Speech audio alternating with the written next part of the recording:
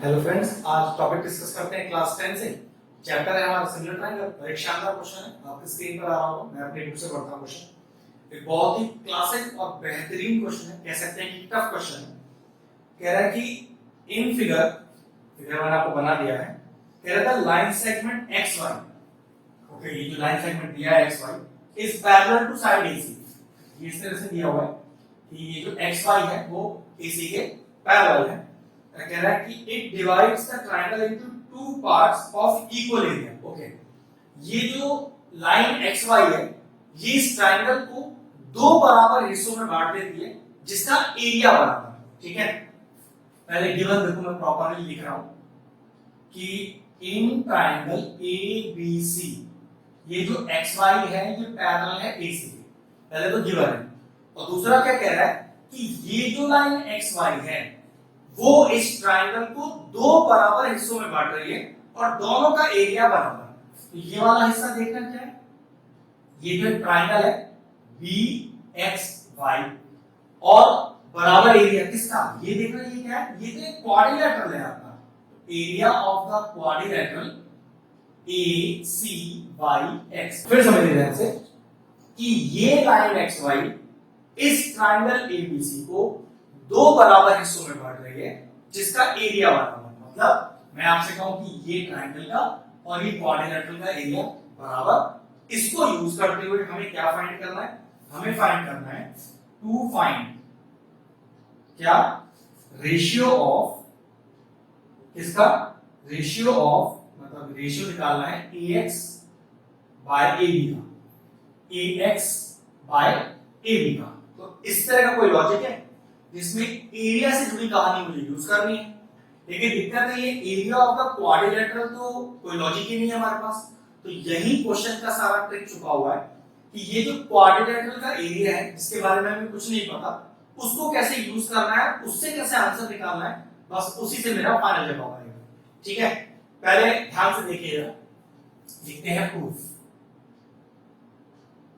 ठीक है, पहले ध्यान से देखिएगा, यहां दिया हुआ है गिवन में ये जो area of B X Y है, ध्यान से देखिएगा, बी एक्स वाई इस ट्रायंगल का एरिया किसके बराबर है, quadrilateral area of the quadrilateral क्या, A C Y X, A C Y x.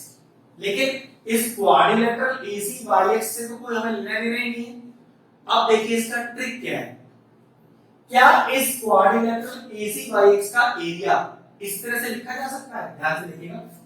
इसका एरिया क्या है, पूरे ट्रायंगल के एरिया में से अगर ये वाला एरिया माइनस कर दूं ट्रायंगल का तो मेरे ख्याल से क्वाड्रिलेटरल का एरिया ही बनेगा। ध्यान से देखिए, तो area of B X Y is equal to area of triangle ABC minus area of triangle B X Y.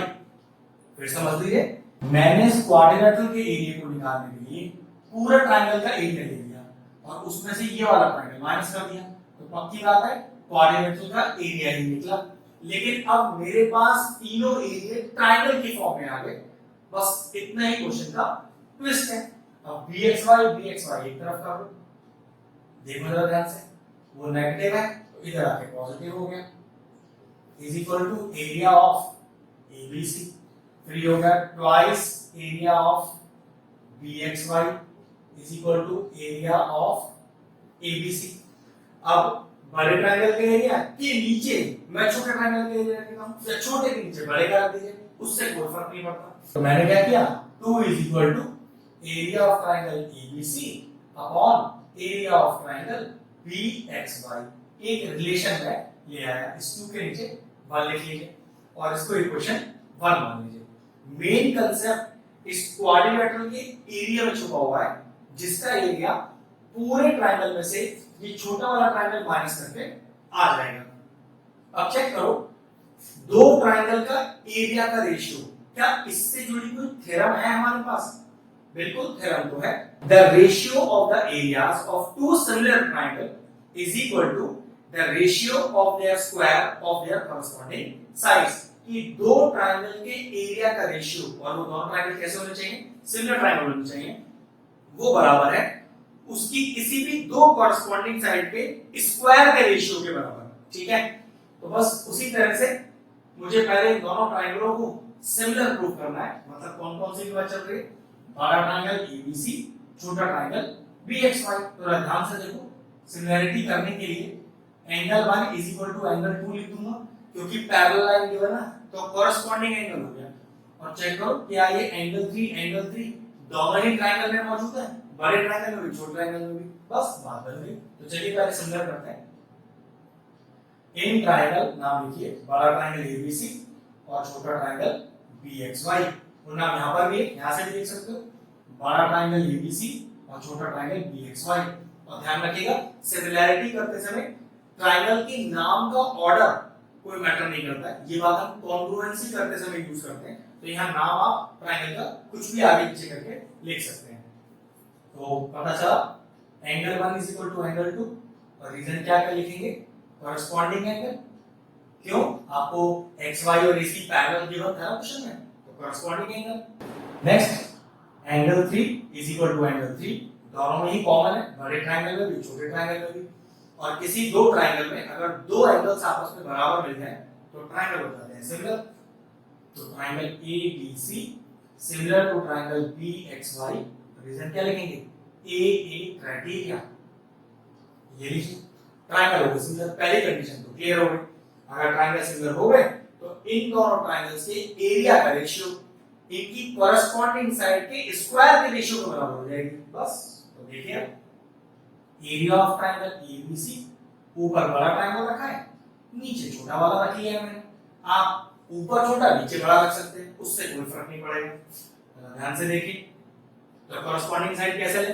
अब देखो ध्यान से, अगर मैं बड़े ट्रायंगल की बात करूं तो मैं ले लेता हूं AB, और छोटे ट्रायंगल की बात करूं तो मैं ले लेता हूं BX। ऐसा क्यों ले रहा हूं मैं भाई, मुझे AX और AB का कोई रिलेशन चाहिए ना, इस वाली साइड का, इस वाली साइड के स्क्वायर लेके चलता हूं।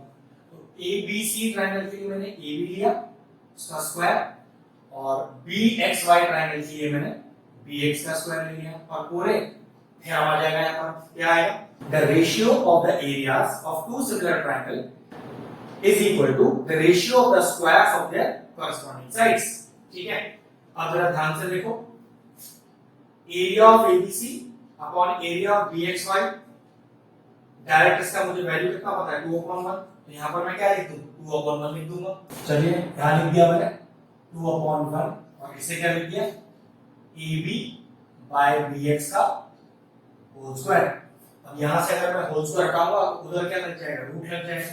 तो मैंने लिखा AB upon BX is equal to √2/1। अब देखो मेरे पास AB बाय BX का रेशियो √2/1 आ गया। पहली बात तो मुझे AX बाय AB चाहिए, AB डिनोमिनेटर में चाहिए, तो उसकी टेंशन मत लो, AB डिनोमिनेटर में तो कभी भी आ जाएगा। वो कैसे, देखो अगर आप AB डिनोमिनेटर में जाते हो रेसिप्रोकल में बोथ साइड्स कर दो, ये लो, ये तो कोई कभी भी कोई टेंशन का चीज ही नहीं है।